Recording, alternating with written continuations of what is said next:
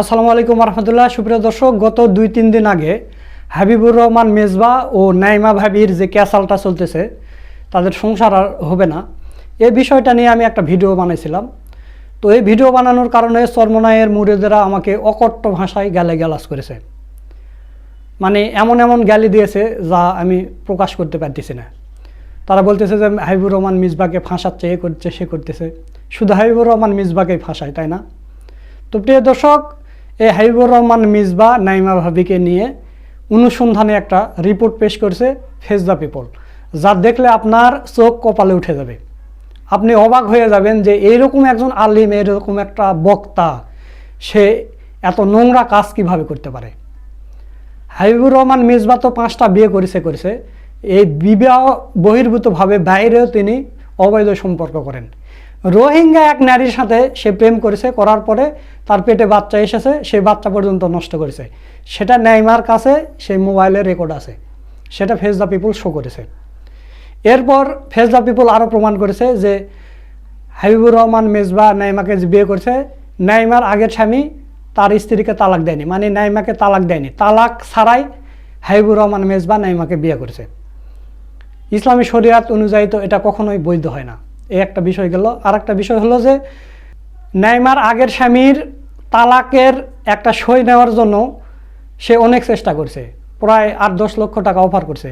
তখন নাইমার স্বামী বলেছে যে আমার সংসারে চলতেছে না, সে আমার বাচ্চাকে রেখে চলে গেছে, আমি টাকার জন্য তো এগুলো সই করব না। সই করানো পরবর্তীতে চাঁদাবাজির মামলা দিয়েছে, নাইমার আগের স্বামীকে চাঁদাবাজির মামলা দিয়েছে হাবিবুর রহমান মিজবা, এবং দীর্ঘদিন জেল খাটাইছে। এই সবগুলো তথ্য প্রমাণ ফেস দ্য পিপলে উঠে এসেছে। তো প্রিয় দর্শক, এখানে নাইমার ফেসও নেওয়া হয়েছে, নাইমার সাক্ষাৎকার নেওয়া হয়েছে, আইনজীবীদের সাক্ষাৎকার নেওয়া হয়েছে, এবং মাওলানাদেরও সাক্ষাৎকার নেওয়া হয়েছে। মানে এত সুন্দর একটা প্রতিবেদন তৈরি করছে ফেস দ্য পিপল, যা না দেখলে আপনারা বিশ্বাস করতে পারবেন না। তো দর্শক, আপনাদের প্রতি অনুরোধ রইল, আপনারা হয়তো অনেকে দেখেছেন, অনেকে দেখেননি। তো যারা দেখেননি তারা এই ভিডিওটা দেখবেন। আমি ফেস দ্য পিপলের পুরো ভিডিওটা আপনাদের এখন এই ভিডিওর মাধ্যমে দেখাবো, এবং ফেস দ্য পিপলের প্রতি অনুরোধ থাকবে আপনারা যেন কপিরাইট না দেন। আশা করছি আপনারা দিবেন না, আপনাদের অনেকগুলো ভিডিও আমি ইউজ করছি। তো দর্শক, আমি আমার বড় চ্যানেলে, ইসলামিক ভিডিও চ্যানেলে, যে হাবিবুর রহমান মিজবার চতুর্থ স্ত্রীর যে সাক্ষাৎকারটা লাইভ ভিডিওটা আমি প্রচার করেছিলাম ফেস দ্য পিপলে, আমার ওই ভিডিওর কিছু অংশ এখানে দেওয়া আছে, সেটাও আপনারা দেখতে পাবেন। তো চলুন আর বেশি দেরি করবো না, ফেস দ্য পিপলের সেই অনুসন্ধানে রিপোর্টটা এখন দেখে আসি। এই দুনিয়ায় যারা পরকীয়ার সাথে জড়িত আছে, প্রেম প্রীতি করে বেড়াও। কারিমার সাথে নামাজ পড়তে না।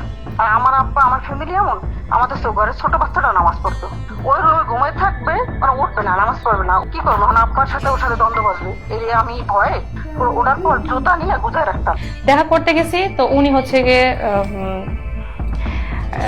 আমার সাথে খারাপ কিছু করতে চাইছে। সে আমাকে নিয়ে একটা হোটেলে গেছিল।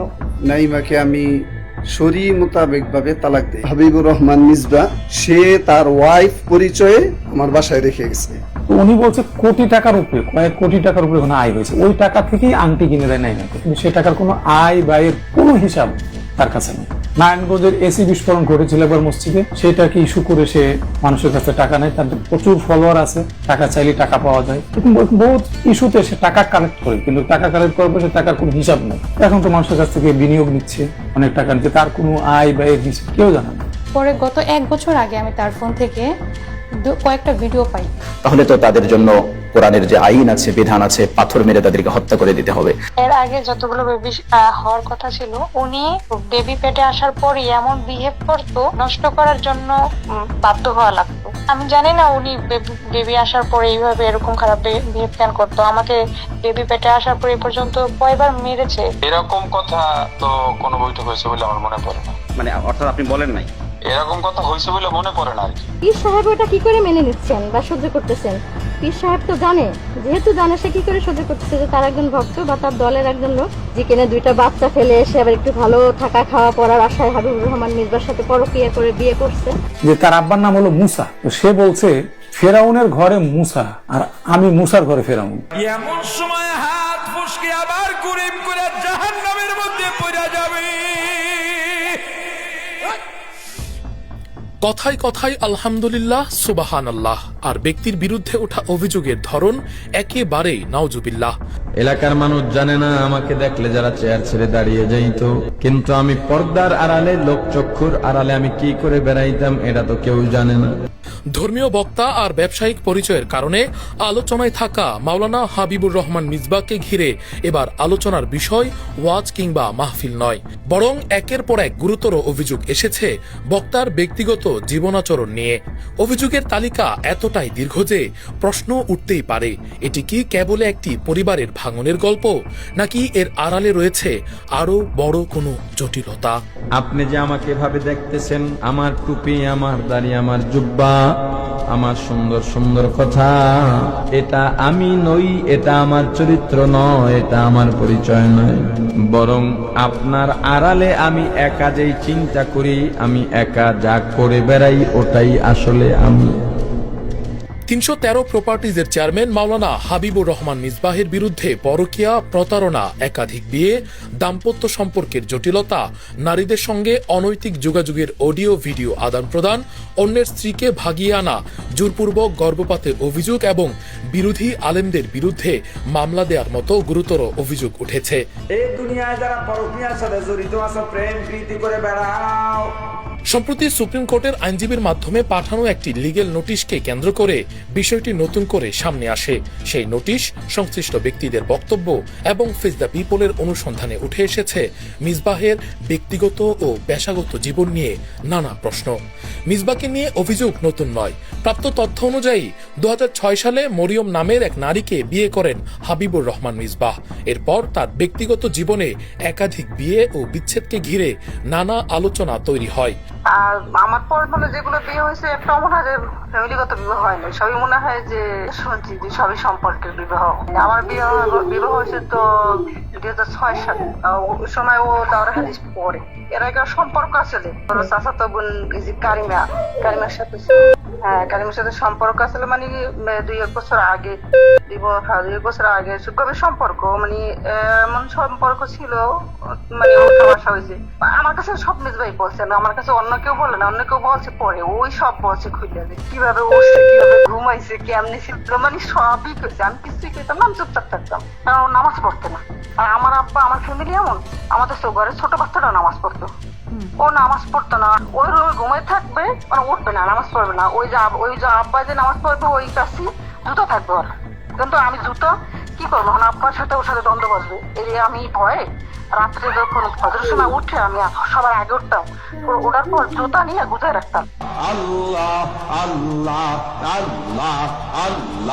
এর আগে তানিয়া আক্তার নামের এক নারী সামাজিক যোগাযোগ মাধ্যমে লাইভে এসে নিজেকে মিসবাহর চতুর্থ স্ত্রী দাবি করেছিলেন। তিনি মিসবাহর বিরুদ্ধে শারীরিক নির্যাতন, ভরণ পোষণ না দেয়া এবং নাইমা জান্নাতের সঙ্গে সম্পর্কের অভিযোগও তুলেছিলেন। হাবিবুর রহমান মিসবার বাবা মুসলিম মুসা মুসল্লি, উনি নাইমা জান্নাতকে তার সামনে যেতে নিষেধ করেছে। এটাও জাবেরের বউ আমাকে বলেছে। নাইমা ভাবি জিকেনে 2টা বাচ্চা ফেলে এসে আবার একটু ভালো থাকা খাওয়া পড়ার আশায় হাবিবুর রহমান মিসবার সাথে পরকীয়া করে বিয়ে করছে। ওনার গায়ে মোটেই গোশত নেই, এটাও আমাকে নাইমা জাবেরের বউ বলছে। 2018 সালে আমাদের বিয়ে হয়। আমার বিয়ের বয়স হচ্ছে 6 বছর, আমার বাবুর বয়স 5 বছর। আমাকে বিয়ে করে প্রথমেই জাবেরের বাসায় উঠানো হয়। এই নাইমা জান্নাতের সাথে সম্পর্ক হওয়ার পরে সে আমার উপর অত্যাচার শুরু করছে। তো আপনারা যারা আমাকে বলেন যে আমি মিথ্যা বলছি, আবার এতদিন লুকাইছিলাম, আসলে আমি চাই না এরকম ভাইরাল হতে বা লাইভে আসতে বা তার মান সম্মান নষ্ট করতে। তাকে অনেকবারই বুঝাইছি, তার বন্ধু বান্ধব বা চরমনের সম্পর্কিত এমন কেউ নেই যে তার এই কাহিনী বা আমাদের এই কাহিনী জানে না। দোহা ভাই আমাকে নিশ্চিত করছে, দোহা ভাইয়ের সাথে আমি মেসেজে কথা বলছিলাম, শামসুদ দোহা ভাই, যাকে দোহা ভাই বলে সবাই ডাকে, উনি আমাকে বলছে যে চরমনায় পীর সাহেবও নাকি আমাদের এই কাহিনীটা জানে এবং আমার বাচ্চাকে যে ঠকাচ্ছে এটাও জানে। তো আমার প্রশ্ন হলো, পীর সাহেব এটা কি করে মেনে নিচ্ছেন বা সহ্য করতেছেন? পীর সাহেব তো জানে, যেহেতু জানে সে কি করে সহ্য করতেছে যে তার একজন ভক্ত বা তার দলের একজন লোক। বর্তমান বিতর্কের কেন্দ্রবিন্দুতে রয়েছে নাইমা জান্নাত। তিনি নিজেকে মিসবার পঞ্চম স্ত্রী দাবি করে একটি লিগেল নোটিশ পাঠিয়েছেন। ফেস দ্য পিপলের সঙ্গে সাক্ষাৎকারে নাইমা দাবি করেন, মিসবার সঙ্গে তার সম্পর্কের শুরু হয়েছিল পরকীয়ার মধ্য দিয়ে। তার সাথে আমার পরিচয় হয় ফেসবুকে। সে একজন বড় বক্তা, সেই হিসেবে আমি তাকে চিনি। তো উনি যে কেমন মানুষ জানি, আমি যখন ফেসবুকে কিছু ছবি টবি পোস্ট করতাম তখন উনি আমাকে বলতো যে পোস্ট করতে না, মানুষ খারাপ বলবে, এরকম বলতে বলতে সে আমাকে বলতো খালি শুধু তার সাথে একদিন দেখা করার জন্য। মানে সে আমাকে অনেক বড় বড় চিঠি দিত, আমি গিয়ে এই দেখার আগে কেটে দিতাম, আমার ভয় লাগতো যদি আমার হাজবেন্ড দেখে ফেলে জন্য। তো আমার হাজবেন্ডের সাথে আমার অনেক দিন যাবত ঝামেলা চলতেছিল। হ্যাঁ, তো এই সূত্রটা আমি তাকে জানাইছি যে ওনার সাথে আমার এই সমস্যা, আমি এখানে আসে আমার থাকতে ইচ্ছে করে না। উনি আমাকে এভাবে খোলা তালাকের অনুমতি দিয়ে রাখছে, কিন্তু আমি এখন কোথায় যাব, আমার তো এখন যাওয়ার জায়গা নেই, এরকম বলছি বললাম। উনি আমাকে বলতেছে যে জাস্ট তার সাথে দেখা করার জন্য। আমি জানি না দেখা করলে কি হয়। দেখা করতে গেছি তো উনি গিয়ে আমার সাথে খারাপ কিছু করতে চাইছে। সে আমাকে নিয়ে একটা হোটেলে গেছিল। নাইমার ভাষ্য অনুযায়ী বিয়ের পর তিনি সন্তান সম্ভবা হওয়ার পর মিসবার আচরণে পরিবর্তন লক্ষ্য করেন। এক পর্যায়ে তার ফোনে থাকা বিভিন্ন যোগাযোগ ও কথোপকথন সম্পর্কে তিনি জানতে পারেন। বিয়ের পর আমাকে 1-1.5 বছর 2 বছর আমাকে খুব ভালো কেয়ার করেছে। তো বিয়ের 2 থেকে 3 বছরের মধ্যে সে আস্তে আস্তে একটু চেঞ্জ হতে থাকে। তো প্রায় যখন আমার বেবিটা পেটে আসে তারপর থেকে সে একটু বেশি চেঞ্জ হয়ে যায়। নাইমার অভিযোগ, মিসবাহ একাধিক নারীর সঙ্গে যোগাযোগ রাখতেন, ফেক আইডি ব্যবহার করে নারীদের সঙ্গে কথোপকথন করতেন এবং ঢাকার একটি ফ্ল্যাটে বিভিন্ন নারীকে নিয়ে আসতেন। পরে গত 1 বছর আগে আমি তার ফোন থেকে কয়েকটা ভিডিও পাই। পরে আমি তাকে তার ডিলেট অপশন থেকে পাই। পরে আমি তাকে জিজ্ঞেস করি এটার ব্যাপারে, সে বলে এটা জানে না। ফেসবুকে দেখি সে একটা মেয়ে, আদিবা ইসলাম সাথী এরকম সম্ভবত নামটা, ওই নামটা দেখি শুধু সে মেসেঞ্জারে সার্চ করে রাখে। তো আমি শুধু জিজ্ঞেস করতাম এটা কে, আমি কেটে রেখে আবার দেখি সে বাসায় আসলে ওইটা সার্চ লিস্টে। তার মানে কথা বলার পর ডিলিট করে ওইটা রাখে। সে এরকম কোনো কথা বলে না, তার কারোর সঙ্গে খারাপ রিলেশন নেই। পরে আমি বলছি তাহলে কি বৈধ রিলেশন আছে, সে এটা নিয়ে আর কথা বলে না। নাইমা আরো অভিযোগ করেন, একজন রোহিঙ্গা নারীর সঙ্গে মিসবার অনৈতিক সম্পর্ক ছিল এবং ওই নারী গর্ভবতী হওয়ার বিষয়টি তিনি হোয়াটসঅ্যাপের কথোপকথনের মাধ্যমে জানতে পারেন। নাইমার দাবি, ওই নারীর গর্ভপাতের বিষয়েও মিসবার সঙ্গে কথোপকথন হয়েছিল। তিনি এসব কথোপকথনের কিছু অংশ সংরক্ষণ করেছেন বলেও দাবি করেন। এসব বিষয় নিয়ে দাম্পত্য কলহ শুরু হওয়ার পর তাকে মিসবাহ 2 তালাক দেন। তার দাবি, নিজের অবস্থান ও সম্পর্কের বিভিন্ন বিষয় আড়াল করতেই এমন সিদ্ধান্ত নেওয়া হয়েছিল। আপনাকে আমি যেটা দেখি এটা আপনি নন। কিয়ামতের ময়দানে অনেক নামাজি, অনেক হাজি, অনেক যোদ্ধা, অনেক মুজাহিদ জাহান্নামে চলে যাবে। কারণ যদিও আমরা দেখেছি সে হজ করতে গেছে, বাইতুল্লাহর সামনে গিয়ে সেলফি তুলতেছে, কথা কয় না। মিসবাহকে ঘিরে বিতর্কের সবচেয়ে গুরুত্বপূর্ণ অংশগুলোর একটি নাইমা জান্নাতের পূর্বের দাম্পত্য জীবন। আল্লাহ আল্লাহ আল্লাহ আল্লাহ। নাইমার সাবেক স্বামী খলিলুর রহমানের অভিযোগ, তাদের সংসার চলমান থাকা অবস্থায় মিসবাহ বিভিন্ন প্রলোভন দেখিয়ে নাইমাকে তার কাছ থেকে আলাদা করে নেন। প্রতারক লম্পট মিসবাহ সে বুঝতে পারে যে যদি নাইমা এখন নারায়ণগঞ্জে থাকে তাহলে এই বিষয়টা সমাধান হয়ে যাবে এবং তাকে আমার সংসারে আবার পাঠাইবে বা সে চলে আসবে নিজের ভুল বুঝে। এই জন্য সে কৌশলে সেই বাড়ির থেকে সে নিয়ে যায়। এরপরে তো তার পরিবার, আমি, আমার পরিবার কেউই তার সাথে আর কোনো ধরনের প্রায় 4 মাস আমাদের কোনো যোগাযোগ ছিল না। খলিলের দাবি, প্রায় 50,000 টাকা মূল্যের একটি আংটি সহ বিভিন্ন প্রলোভন দেখানো হয়েছিল। যখন তাকে আমি মুসাদ্দেক বিল্লাহ ভাইয়ের বাসা থেকে বাসায় আনছি, তখন তার ব্যাগ চেক করে আমি সে আংটিটা পাই। আমি পরবর্তীতে তাকে জিজ্ঞাসা করলে সে এক সময় যাইয়া আমাকে বলে যে এই আংটিটা সে তাকে হাবিবুর রহমান মিসবাহ দিয়েছে। খলিলুর রহমান জানান, নাইমাকে খুঁজতে গিয়ে তিনি রায়েরবাগে মাওলানা মুসাদ্দেক বিল্লাহর বাসায় যান। সেখানে নাইমাকে পাওয়া যায়। মুসাদ্দেক বিল্লাহ তাকে জানিয়েছিলেন মিসবাহ নাইমাকে সেখানে তার স্ত্রী পরিচয়ে রেখে গেছেন এবং সেই বাসায় তারা স্বামী স্ত্রী পরিচয়ে একসাথে রাত্রি যাপন করেন এবং বিবাহ বহির্ভূত সম্পর্ক হয়। যে নাইমা যখন আমার সংসারে ছিল, হঠাৎ করে একদিন সে বাসা থেকে উধাও হয়ে যায়। আমি তাকে রায়েরবাগ মাওলানা মুসাদ্দেক বিল্লাহ সাহেবের বাসা থেকে উদ্ধার করি। তো এর মাঝে আমি খোঁজখবর নিতে থাকি যে সে ওই বাসায় কিভাবে গেল। পরবর্তীতে মুসাদ্দেক বিল্লাহ ভাইয়ের সাথে আমার কথা হয়েছে, তখন উনি সর্বপ্রথম আমাকে বলেন হাবিবুর রহমান মিসবা সে তার ওয়াইফ পরিচয়ে আমার বাসায় রেখে গেছে। বাংলাদেশের জনপদে ধর্ষকের ফাঁসির দাবিতে নবীন প্রবীণ সাদা কালো এক কাতারে হায়। অন্যদিকে নাইমার দাবি, তার সাবেক স্বামী তাকে খোলা তালাক নেয়ার অনুমতি দিয়েছিলেন।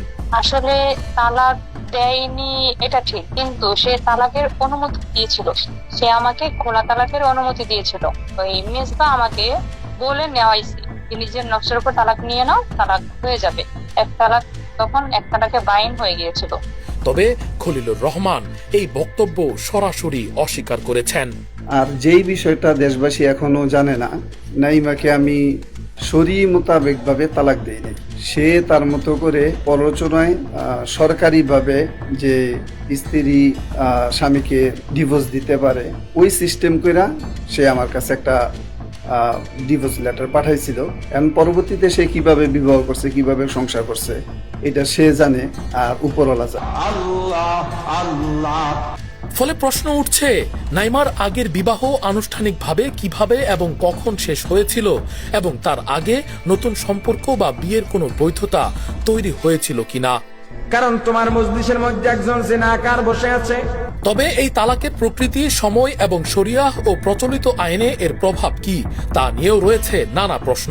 এ বিষয়ে বিশিষ্ট আলেম ও চিন্তাবিদ মুফতি আবু মুহাম্মদ রহমানী বলেন, প্রথম কথা হচ্ছে, কোন স্ত্রী যদি দাবি করে যে তার স্বামী তাকে তালাক গ্রহণের অধিকার দিয়েছে, আর স্বামী যদি দাবি করে যে না তালাক গ্রহণের অধিকার দেয়নি, তাহলে যেহেতু স্ত্রী দাবি করেছে, স্ত্রীকে তার দাবির সপক্ষে প্রমাণ উপস্থাপন করতে হবে যে স্বামী তাকে তালাক গ্রহণের অধিকার দিয়েছে। যদি স্ত্রী তালাক গ্রহণের অধিকার প্রাপ্ত হয়েছে এর সপক্ষে কোনো দলিল, কোনো প্রমাণ উপস্থাপন করতে পারে, তাহলে স্ত্রীর কথা গ্রহণযোগ্য হবে। আর যদি দলিল উপস্থাপন করতে না পারে, তাহলে সেক্ষেত্রে স্বামীর কথা গ্রহণযোগ্য হবে। 18 নং ধারায় যেটা আছে, আমাদের দেশে এই 18 নং ধারা এটা এত অস্পষ্ট, অনেক সময় দেখা যায় ইজাব কবুল এখনো হয় নাই, কিন্তু আগে থেকেই কাবিন রেজিস্ট্রি খাতায় সবকিছু লিখে স্বামী এবং স্ত্রী যারা হবেন তাদের সিগনেচার নেওয়া হয়েছে। তো সেই ক্ষেত্রে যদি স্ত্রীকে তালাক গ্রহণের অধিকারের ওই জায়গায় সেখানে অধিকার দেওয়া হয়, তাহলে এটা কার্যকর হবে না। কেন কার্যকর হবে না? কারণ এখনো শরীয়ত সম্মতভাবে বিবাহ হয়নি। বিবাহের আগে যদি কেউ তালাক দেওয়ার বা গ্রহণ করার অধিকার দেয়, এই অধিকার তো তার নাই, সে তো তার স্ত্রী হয় নাই। কাজেই এই ক্ষেত্রে যদি তাদের কাবিন রেজিস্ট্রিটা আগে হয় এবং শরঈ বিয়েটা পরে হয়, তাহলে ওই কাবিন রেজিস্ট্রির ইসলামী দেশে কোনো ভ্যালু নাই। তো তেমন কিছুই জানে না, একদম টোটালি কিছু জানে না, শুধুমাত্র সিগনেচার করতে বলছে, করে দিয়েছে, আর ইচ্ছে মতো কাজী লিখে নিয়েছে। তাহলে সেক্ষেত্রে অনেক স্কলার তারা মতামত দিয়েছেন, এক্ষেত্রে স্ত্রী তালাক গ্রহণের অধিকার প্রাপ্ত হবে না। ইসলামে বিবাহ বহির্ভূত যত সম্পর্ক আছে, এখানে বৈধ প্রেম, ভালোবাসা বলতে কিচ্ছু নেই, টোটালি হারাম। ইসলামী শরিয়াকে নিজের ব্যক্তিগত চাহিদা, চাওয়া পাওয়া অনুযায়ী ব্যাখ্যা করা, এটাকে তাহরিফ বলে। প্রভাবশালী বা ক্ষমতাশালী ব্যক্তি আসতো, তাহলে ফতোয়া চেঞ্জ করে ঘুরিয়ে দিত। এটা ইহুদি পণ্ডিতদের, ইহুদি আলেমদের স্বভাব ছিল। যেখানে শরঈ আইন কায়েম আছে, তাহলে তো নিঃসন্দেহে যদি কোনো বিবাহিত নারী এবং পুরুষ তারা যদি জিনা ব্যভিচার করে এবং সেটা যদি প্রমাণিত হয়, তাহলে তো তাদের জন্য কোরআনের যে আইন আছে, বিধান আছে, পাথর মেরে তাদেরকে হত্যা করে দিতে হবে। জিনাকার না ওঠা পর্যন্ত আমি আল্লাহ বৃষ্টি দিব না। পয়গম্বর জানা দিলেন কেসো জিনাকার। দাম্পত্য বিরোধের পাশাপাশি ঘটনাটি গড়ায় আইনি লড়াইয়ে। অভিযোগ রয়েছে, নাইমাকে নিয়ে বিরোধের জেরে তার সাবেক স্বামী খলিলুর রহমানের বিরুদ্ধে চাঁদাবাজির মামলা করা হয়। ওই মামলায় খলিলকে প্রধান আসামি করার পাশাপাশি লেখক মোহাম্মদ মহিউদ্দিন কাসেমি ও ডাক্তার ইব্রাহিম খলিলকেও আসামি করা হয়। অভিযোগকারীদের দাবি, খলিলের কাছ থেকে তালাক নিশ্চিত করার প্রচেষ্টায় ব্যর্থ হওয়ার পরই মামলার আশ্রয় নিয়েছিলেন মিসবাহ। হাবিবুর রহমান মিসবাহ মহিউদ্দিন কাসেমিকে ডাকার পরে বলে, ভাই আপনিও একজন আলেম, আমিও একজন আলেম, তো আলেমের ইজ্জতটা রক্ষা করার জন্য আপনি একটু দয়া করে একটা উদ্যোগ নেন। তো উদ্যোগটা কি? উদ্যোগটা হচ্ছে, যার বউ নিয়ে আসছি তাকে কিছু টাকা আমি দিয়ে দিব, সে খালি লিখিত দেখ যে আমার সাথে আমি তাকে তালাক দিয়ে দিছি বা তার সাথে আমার কোনো সম্পর্ক নাই, তাহলে আমি তাকে ভালোভাবে বিয়ে করতে পারি, বিষয়টা আপনি লিখিত নিয়ে আসেন। সে যত টাকা চায় আমি তাকে কিছু টাকা দিলাম। তখন এই মহিউদ্দিন কাসেম বলছে, কত টাকা দিবেন? 5 লাখ 10 লাখ। বলছে, আগে আপনি বসেন, যত টাকা লাগে আমি দিব। কেন? এই মেয়ে ছাড়া হবে না, মেয়ে ছাড়া পাগল হয়ে গেছে। সেই মহিউদ্দিন কাসেমের কাছে কথা বলছে, কয়টা ডাক্তারের সাথে বলেন, মানে আমার কথা বলছে, ডাক্তার বিজ্ঞানগুলোর সাথে বসেন, ওর সাথে বসলে উনি ওর জামাইকে ডেকে ই করবো, ওর জামাইয়ের সাথে ওর সম্পর্ক ভালো, যেহেতু আমার বাড়ির পাশের মসজিদের ইমাম। ফোন দেওয়ার পরে সে বলছে যে না ভাই, আমাকে বললো ডাক্তার ভাই আপনি আমাকে টাকার কথা বললেন, আমার সংসার যেখানে ভেঙে গেছে, ছোট বাচ্চা নিয়ে আমি টিকতে পারতেছি না, বাচ্চাটা কান্দাকাটি করতেছে, আপনি টাকা, আমি টাকার প্রশ্ন তুলিনি, টাকার প্রশ্ন তারা তুলছে, কিন্তু আমার টাকা দরকার নেই। পরে কাসেমিকে বললাম যে আপনি যে টাকার কথা বলছেন, টাকা তো সে রাজি হবে না, তার সাথে কথাবার্তা বলতে গেলে সাবধানে বলে, সে মারাত্মক চালাক। কিন্তু তখন সে ফোন দিয়ে মহিউদ্দিন কাসেমিকে বলে কি ভাই টাকাতে হবে না, কত লাগবে 10 লাখ, ওই কথাটুকু রেকর্ড করে মামলায় দাঁড় করেছে। পরে আমাকে জেলে দেয়, আমি জেলে যাওয়ার কয়েকদিন পরেই আইনমন্ত্রী মারা যায়, এই জন্য আমার বের হতে 23 দিন সময় লেগেছিল। পরবর্তীতে বের হওয়ার পরে থানা থেকে তদন্ত করে দেওয়া হলো এটার সাথে কোনো সম্পৃক্ততা আমার নাই, আমারও নেই। এবং কত বড় জালিম, যার বউ নিয়েছে তাকে 1 নম্বর মামলা দিছে, আমাকে 2 নম্বর, এবং মহিউদ্দিন কাসেমি নামে একজন আলেম যিনি কোনো এটা আগা মাথা কিছুই জানে না, তাকে যে 3 নম্বর আসামি। ডাক্তার ইব্রাহিম খলিলের আরো অভিযোগ, তাকে এই মিথ্যা মামলায় জেলে যেতে হয়েছিল এবং তারপর থেকেই তিনি গুরুতর কিডনি সমস্যায় ভুগছেন ও নিয়মিত ডায়ালাইসিস নিচ্ছেন। কিন্তু ঠিকই নির্বাচনের সময় দেখলাম এই হাবিবুর রহমান মেজবা বিশ্বাস হুজুরের সাথে বিভিন্ন সফরে, বিভিন্ন ক্যাম্পেইনে তাকে আমি দেখেছি। একজন দাগী অপরাধীকে যদি একজন শায়েখের সাথে দেখি, বা একটা দলের শীর্ষ নেতার সাথে দেখি, বা তার ভুল স্বীকার অনুতপ্ত বা প্রকাশটা না করেই তোবা না করে, বা তার ভুল স্বীকার না করেও সে এরকম একটা ব্যক্তিদের সাথে চলে, তখন খুব কষ্ট লাগে যে আমরা চান্স পাই না, বা আমাদেরকে কোনো খোঁজ খবর নেওয়া হয় না, সে তাদের সাথে খুব কষ্টের বিষয়গুলো। এই কষ্টগুলো থেকে মাঝে মাঝে ফেসবুকে লিখি। পরে কিছুদিন আগে উপর থেকে বলা হয়েছে লেখালেখি বাদ দিতে। সে নাকি চেষ্টা করেছিল অনেকভাবে এবার নমিনেশন নেওয়ার ব্যাপারে, সংগঠন থেকে দেওয়া হয়নি, কিছুটুকু জানি, খুব চেষ্টা করেছিল এবার নমিনেশন নেওয়ার ব্যাপারে, এটুকু আমি জানি। মিসবার বিরুদ্ধে আরো গুরুতর অভিযোগ করেছেন ডাক্তার ইব্রাহিম খলিল। তার দাবি, করোনাকালীন সময়ে একটি ফাউন্ডেশনের নামে দেশ বিদেশ থেকে বিপুল পরিমাণ অর্থ সংগ্রহ করা হয়েছিল এবং সেই অর্থের হিসাব নিয়ে প্রশ্ন তোলার পর কয়েকজন আলেমকে সংগঠন থেকে সরিয়ে দেয়া হয়। আমি এক মাহফিলে তাকে 50,000 টাকা নিয়ে দিয়েছি। প্রতিদিন যদি মনে করেন 2টা মাহফিল করে বা একটাই মাহফিল, 50,000 টাকা যদি হয় তাহলে মাসে কত? তারপরে সে করোনার সময় যে পরিমাণ টাকা ইনকাম করছে, করোনার কথা বলি, করোনার সময়ে দেশ বিদেশের মানুষের কাছ থেকে এত টাকা নিছে, তার যেই প্রতিষ্ঠানটা করেছিল ওই ফাউন্ডেশনের যিনি মূল উদ্যোক্তা, ওনার নাম হচ্ছে মুফতি মহিবুল্লাহ, ওনার বাড়ি হচ্ছে মিরপুর। উনি এটা যখন করলেন 2 জন মিলে, তখন দেখলো এত টাকা আসতেছে, সে টাকার হিসাব চাওয়ার কারণে তাকে ওই ফাউন্ডেশন থেকে বের করে দেয়। উনি বলছে কোটি টাকার উপরে, কয়েক কোটি টাকার উপরে ওখানে আয় হয়েছে, ওই টাকা থেকেই আংটি কিনে দেয় নাই নাকি, যে টাকার মনে করেন যে অনেক টাকা আয় হয়েছে, কিন্তু সে টাকার কোনো আয় ব্যয়ের কোনো হিসাব তার কাছে নেই। নারায়ণগঞ্জের এসি বিস্ফোরণ ঘটেছিল এবার মসজিদে, সেটাকে ইস্যু করে সে মানুষের কাছে টাকা নেয়, তার প্রচুর ফলোয়ার আছে, টাকা চাইলে টাকা পাওয়া যায়, এবং তার এলাকায় মাদ্রাসার জন্য টাকা চাইছে, টাকা পাইছে, বহুত ইস্যুতে সে টাকা কালেক্ট করে, কিন্তু টাকা কালেক্ট করার পরে টাকার কোনো হিসাব নেই। ওই টাকাগুলো থেকে একটা ব্যাপক ইনকাম হয়। এখন তো মানুষের কাছ থেকে বিনিয়োগ নিচ্ছে, অনেক টাকা নিচ্ছে, তার কোনো আয় ব্যয়ের হিসাব কেউ জানে না। অভিযোগগুলোর বিষয়ে সামাজিক যোগাযোগ মাধ্যমে দেয়া দীর্ঘ বক্তব্যে মাওলানা হাবিবুর রহমান মিসবাহ নিজেকে ষড়যন্ত্রের শিকার বলে দাবি করেছেন। তার দাবি, প্রায় 1 বছর ধরে তার হোয়াটসঅ্যাপ হ্যাক করে ভুয়া কথোপকথন তৈরি করা হয়েছে। এমনকি তার ব্যক্তিগত কক্ষে গোপন ক্যামেরা স্থাপন করে প্রথম স্ত্রীর সাথে ব্যক্তিগত সময়ের ভিডিও ধারণ করে তার কাছ থেকে 10 লাখ টাকা চাঁদা দাবি করা হচ্ছে বলেও অভিযোগ করেন তিনি। অর্থাৎ একদিকে নাইমা ও তার সাবেক স্বামীর গুরুতর অভিযোগ, অন্যদিকে মিসবার দাবি এসবই পরিকল্পিত ষড়যন্ত্র এবং ব্ল্যাকমেইলের অংশ। তবে মিসবার বক্তব্যে তার বিরুদ্ধে ওঠা কয়েকটি মৌলিক প্রশ্নের বিস্তারিত ব্যাখ্যা পাওয়া যায়নি। বিশেষ করে নাইমার পূর্বের বিবাহের আইনগত অবস্থান, নতুন সম্পর্কের বৈধতা এবং কথিত তালাকের প্রক্রিয়া নিয়ে স্পষ্ট ব্যাখ্যার দাবি উঠেছে। নাইমা জান্নাত অবশ্য এসব বিষয়ে তার বক্তব্য দিয়েছেন এবং মিসবার দাবিগুলো প্রত্যাখ্যান করেছেন। ঘটনাটিকে আরো জটিল করেছে একটি ঘরোয়া বৈঠক। অভিযোগ রয়েছে বিষয়টি মীমাংসার উদ্দেশ্যে কয়েকজন রাজনৈতিক ও সামাজিক ব্যক্তিকে নিয়ে বৈঠক করা হয়। সেখানে লিগ্যাল নোটিশের আইনজীবী অ্যাডভোকেট জান্নাতুল ফেরদৌসের ভূমিকা নিয়েও পরবর্তীতে প্রশ্ন ওঠে। আমার সাথে বিগত 3 ঘন্টা যাবত কি চলতেছে আপনি জানেন? প্রশাসন থেকে হুমকি ধামকি, পুলিশের ফোন, আমার তো সব। আচ্ছা, আপনি একজন সুপ্রিম কোর্টের আইনজীবী, আপনাকে পুলিশ হুমকি দেয়? মিসবার বিরুদ্ধে আইনি পদক্ষেপ নেওয়ার পক্ষের দাবি, বৈঠকে 10 লাখ টাকা চাওয়ার বিষয় উঠে এসেছিল।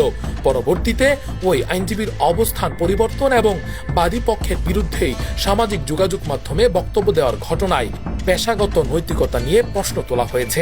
আমাদের যে বার কাউন্সিলের ক্যাননের প্রফেশনাল ইথিক্স নামে একটা চ্যাপ্টার পড়েছি আমরা, যে মক্কেলের যে ক্লায়েন্টের প্রতি যে আচরণ এবং বিশ্বস্ততা, সেটা অবশ্যই একজন আইনজীবীকে বজায় রাখতে হবে।